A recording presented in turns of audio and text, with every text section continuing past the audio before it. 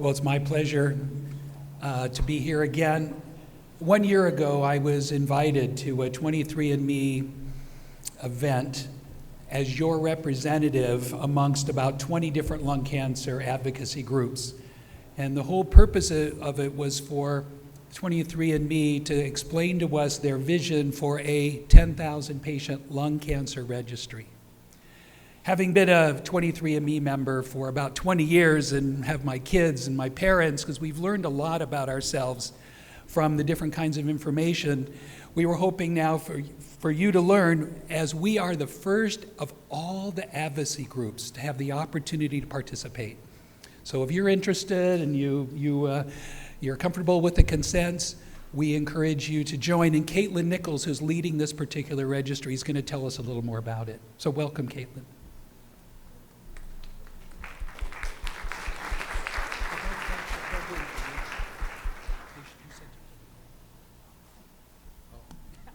We don't have your slides. Oh, that's all right. All right, so I had some slides, but we've had a little mix-up, so I'm just going to talk to you a little bit about the project today, and maybe we can get those up in a second. So I just want to introduce myself. I'm Caitlin Nichols. I'm at the Troper-Wojcicki Foundation, which is a private. Oh, speak up a little bit. Okay, thank you. So I'm Caitlin Nichols. I'm at the Troper-Wojcicki Philanthropies, which is a private family foundation that focuses on making research-driven investments and philanthropic gifts related to creating a more just and equitable world. It's been around since 2006, and the family has given more than $100 million to a variety of causes, including conservation, human rights, but over 40% of that giving has been related to cancer research, specifically in pancreatic and lung cancer. I'm on the scientific research and partnerships team. My background is I have a PhD in cancer biology. I trained at the Dana-Farber Cancer Institute, and since then I've been working in health tech, thinking about how we engage patients in research remotely so that we can gather more data to find better treatments for underserved conditions, just like lung cancer.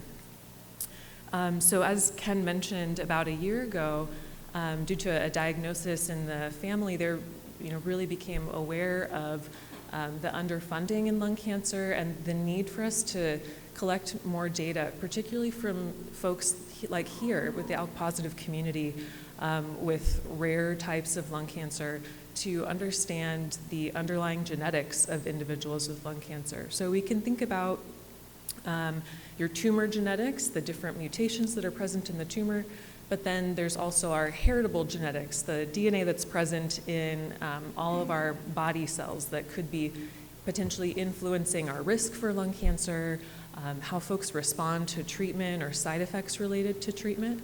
And so that's the goal of this new project that we are working on with 23andMe. We're so excited to be partnering with ALK Positive as well as with 20 other advocacy organizations.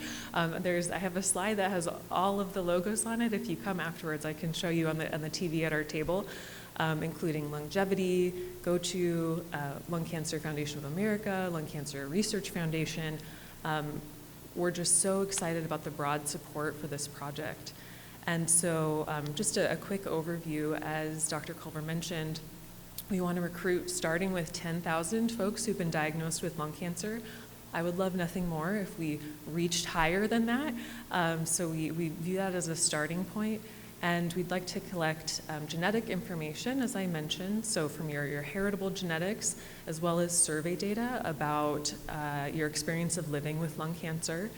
And then over time, we'd like to incorporate additional data types, for example, information from medical records, tumor biomarker testing, to really help us get the full picture of individuals' experience and biology of living with lung cancer.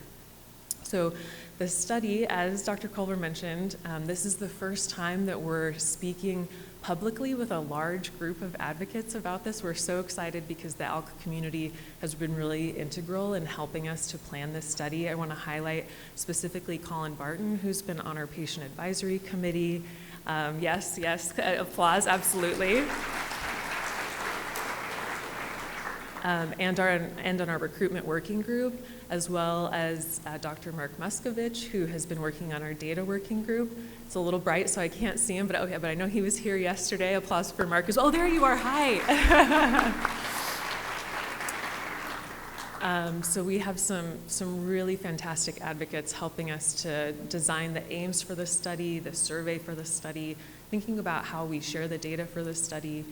And so I think all of you should have gotten a flyer in your bag, but I have some more out at the table. Signing up is pretty easy, so enrollment's going to open on Thursday. If you scan the QR code on the flyer, it'll take you to the website. Some of you have already found this out, but the website is not live yet, so if you scan it today, it will look like an error, but it will be live on Thursday. And you would just create an account, fill out some questions to confirm eligibility.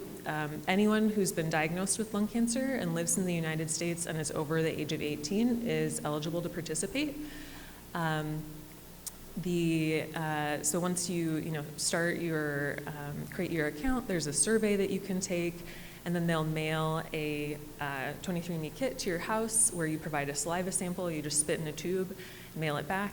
And then every year there'll be surveys following up so that we can follow over time to see, what new treatments are you on, what side effects are you having, that kind of thing. Something that I think is really cool about this study that can be a little different from other types of studies is that the data are going to be stored in a third-party database, and then researchers from anywhere in the world can apply to access. So tell us, here's our data security qualifications, here's the idea for our study.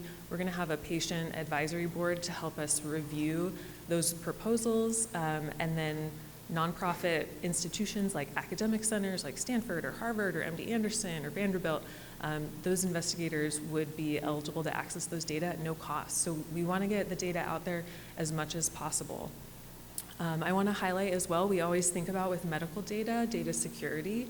And so when the data are used for research, your identifying information is removed first. So things like your name, your address. There's a lot of data security practices that are in place. And then the investigators themselves who access the data have to attest that they're not going to try to go back in and identify patients, that they're going to store and use the data in an appropriate way. And they have to undergo rigorous training on how to use data from human research participants.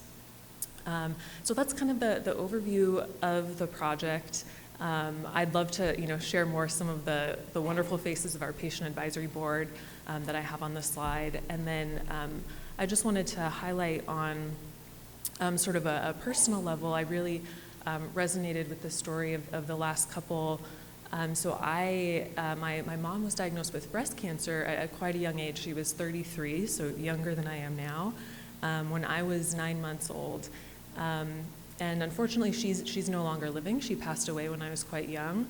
But when I think about, as a cancer biologist and as a child of someone who's diagnosed with breast cancer, seeing where we were in the late 80s when she was diagnosed, to the early 90s when she was being treated, and breast cancer, we're living in a completely different universe today in regards to treatment, in regards to screening and early detection. And as a result of that, I, as an individual who's high risk, there are guidelines that say, okay, you answer all these questions, you're high risk, you're eligible for enhanced screening, earlier screening. I was able to get genetic testing entirely covered by my insurance. And so I feel very fortunate in that way, but it also brings into stark relief, I think, what all of you face in the medical system, that lung cancer has not caught up to where breast cancer is today. And it's not acceptable. And it's my hope that through studies like this and other research being conducted by other investigators who've spoken, that we can get lung cancer to where breast cancer is today, so that you folks and your kids can enjoy those same things that are now present for the breast cancer community. So I'm happy to take any questions and also talk offline after the presentation as well.